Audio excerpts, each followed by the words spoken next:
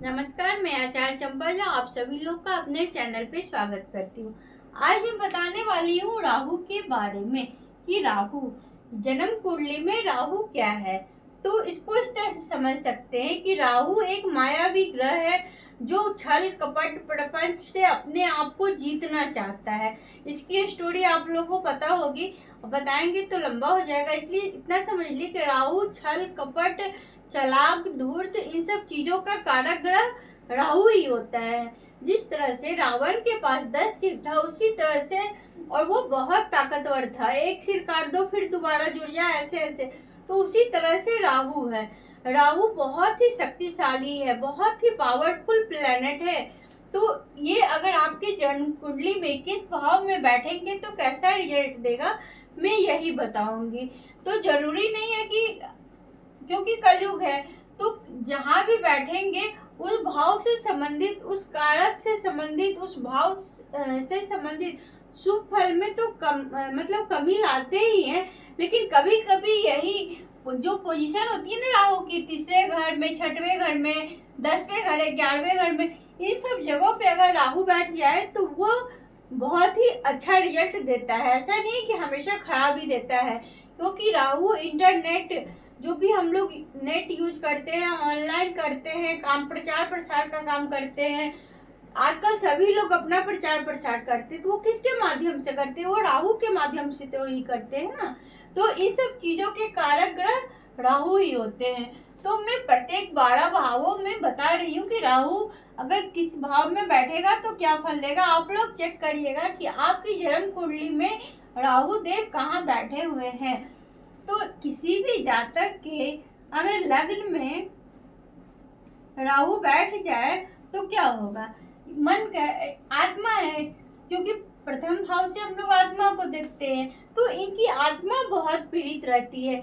ये मन के साफ नहीं होते हैं, ये हमेशा छल प्रपंच, अपना काम बनता भाड़ में जाए जनता, मतलब अपना फायदा हमेशा सोचते रहते हैं, वो गलत तरीके से हो या सही तरीके से हो, लेकिन बस अपना काम जो है कि बनना चाहिए। इनको जो है कि अपने संपत्ति वगैरह हर एक चीज में तो फायदा मिलता ही है, फायदा तो मिलता ही है। लेकिन यहाँ जब राहु बैठता है ना, तो ये चालाक तो बहुत होते हैं, समझदार भी होते हैं और हर एक चीज को जीतते भी हैं, लेकिन इनकी मानसिक स्थिति अच्छा नहीं होता है। ऐसे लोग डिप्रेशन का भी शिकार हो सकते हैं, मस्तिष्क पीड़ा भी हो सकती है ऐसे लोगों को। तो यहाँ पे बैठ के राहु जो है ना कि भ्रम की स्थिति को पैदा करता है। अब बात करेंगे द्वितीय भाव में राहु हुआ तो क्या होगा। द्वितीय भाव, तो कुंडली का द्वितीय भाव जो है कि वो खान पान इन सब चीजों के कारक होते हैं, धन के कारक होते हैं। तो किसी भी जन्म कुंडली में राहु का सेकेंड हाउस में बैठना, द्वितीय भाव में बैठना, उसके पास धन संपदा की कोई कमी नहीं रहेगी, धन उनके पास रहता है पर्याप्त मात्रा में। लेकिन ऐसे लोग की जो वाणी होती है ना बहुत अच्छा नहीं होता, वो हमेशा गलत शब्दों का यूज करते हैं। गलत शब्दों का मतलब ये कि वो किसी को अगर बुलाते भी है ना तो गाली से ही संबोधन करके बुलाते हैं। आप चेक करिएगा इस चीज को कि जिनके भी कुंडली में द्वितीय भाव में राहु होता है ना, वो गाली का यूज ज्यादा करते हैं, प्रयोग ज्यादा करते हैं। और दूसरी बात, खाने पीने, ये तो खाने पीने के शौकीन तो होते ही हैं, लेकिन यहाँ पे बैठ के राहु ना शराब बीड़ी सिगरेट इन सब गलत चीजों का संगत लोगों के मन में हो जाता है, उनको गलत चीजों का जो है ना नशे की आदत हो जाती है। इस तरह से आप समझ सकते हैं कि वो ऐसे लोग नशीली प्रवृत्ति के होते हैं। इनको अपने पैतृक संपत्ति से भी ना मतभेद रहता है। इनके घर परिवार में जो स्थिति रहती है, घर में जो लोग रहते हैं ना, उनसे उनका आपस में ज्यादा तालमेल नहीं रहता। लेकिन धन की दृष्टि से राहु का सेकंड हाउस पे बैठना अच्छा है। अब हम लोग बात करेंगे कि जन्म कुंडली में अगर राहु तृतीय भाव में बैठ जाए तो क्या फल देगा। तो तृतीय भाव से हम लोग भाई बंधु और पड़ोसी को देखते हैं। तो जब भी किसी की कुंडली में राहु यहाँ बैठता है तृतीय भाव में, तो इनका जो भाई बहन के साथ रिश्ता होता है, पड़ोस के साथ जो रिश्ता होता है ना, वो उतना बढ़िया नहीं देखा गया है। ऐसे लोग प्रचार प्रसार का काम करते हैं, नेटवर्क का काम करते हैं, ऑनलाइन का काम करते हैं, और एक बात और कि यहाँ राहु अपनी उच्च स्थिति में होता है, तृतीय भाव में अगर बैठ जाए राहु और यहाँ पे मिथुन राशि हो जाए तो बहुत ही शुभ परिणाम मिलते हैं। बहुत ही इनको जो है कि बोल सकते हैं कैरियर में बहुत ही अच्छा रिजल्ट इनको देखने को मिलता है प्रचार प्रसार के माध्यम से। अब हम लोग बात करेंगे कि राहु अगर जन्म कुंडली के चतुर्थ भाव में होगा तो क्या फल देगा। जब भी जन्म कुंडली के चतुर्थ भाव में राहु होगा तो ऐसा जातक जो उनका घर परिवार है ना, उनमें उनको माता से मतभेद रहता है, उनको अपनी माता से नहीं पड़ता, नहीं बनता। और ये लोगों को ना घर में मतलब आलसी टाइप के होते हैं, ज्यादा काम ये लोग घर से ही करते हैं, घर में बैठ के ही काम करते हैं। और ऐसे लोगों को ना हार्ट की प्रॉब्लम ज्यादा होती है, क्योंकि चतुर्थ भाव से हम लोग हृदय का विचार करते हैं, इसलिए इनको हृदय की प्रॉब्लम हो सकता है। अगर सूर्य के साथ यहाँ राहु बैठ जाए तो हो सकता है उनको बीपी की समस्या हो जाए, हार्ट की प्रॉब्लम हो जाए, बाईपास सर्जरी करवाना पड़े। अगर मंगल और शनि की दृष्टि पड़ गई तो यहाँ पे बैठ के राहु अच्छा परिणाम नहीं देता है लगभग। अब हम लोग बात करेंगे राहु के पंचम भाव में बैठने पे कैसा फल मिलेगा।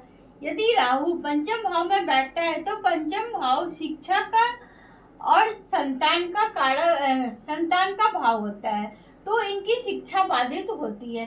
कहीं ना कहीं इनको शिक्षा जिस समय होता है ना इनके जीवन काल में, भले 6 महीना 5 महीने के लिए अगर शुभ ग्रहों की दृष्टि युक्ति हुई तो ये उच्च शिक्षा तो ग्रहण करेंगे, लेकिन कहीं ना कहीं इनको शिक्षा में ब्रेक मिलेगा ही, कुछ ना कुछ रुकावट बाधित होती है, रुकावट आएगी और शिक्षा बाधित होगी।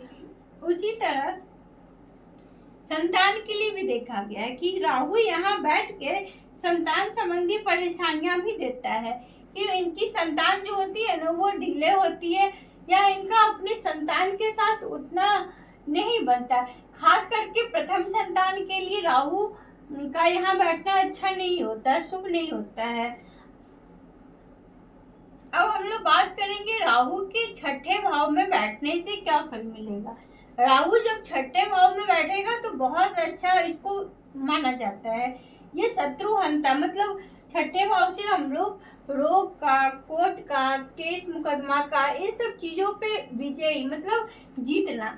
तो राहु तो इनको हर एक चीज में जीत दिलाएगा ही, इनको जॉब में, इनको कंपटीशन में, जहाँ ये बैठेंगे समाज में उनको हर एक जगह जो है कि जीत मिलेगी। लेकिन परेशानी इनको किडनी में होगी। इनकी जैसे बहुत सारे लोगों को देखा होगा किडनी स्टोन या ये सब चीज ना, तो राहु अगर छठे भाव में बैठता है तो ये सब समस्या देता है। इनका कार्य स्थल में तो काम वगैरह बहुत अच्छा होता है, लेकिन एक चीज इसमें होती है ना कि अपनी बातों को, अपनी भावनाओं को व्यक्त नहीं कर पाते।